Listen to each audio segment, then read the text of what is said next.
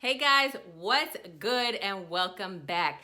In this episode, I want to give you guys 4 tips on how you can go less waste. I'm not going to say zero waste, but less waste in your home. Now, the kitchen is one of the biggest overproducers of waste that there is in your home outside of personal care. So, I'm going to give you 4 easy tips that you can start in your next grocery store run. Let's do it. So your goal in the grocery store is to reduce plastic. If you're a parent and you tend to grab pouches for snacks, go down Amazon and get a reusable stashers. If you tend to grab lettuce in plastic containers, go over to the fresh lettuce and grab that as an alternative instead. Instead of grabbing more tomatoes and more vegetables already in containers, go around to the other side and actually get the tomatoes themselves and put it in your own bag.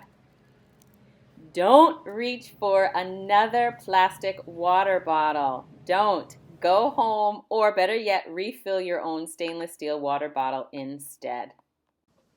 Okay guys, so I hope you can see the gist in what I was trying to portray in those 4 quick tips. I don't like for my videos to be too long and too long-winded.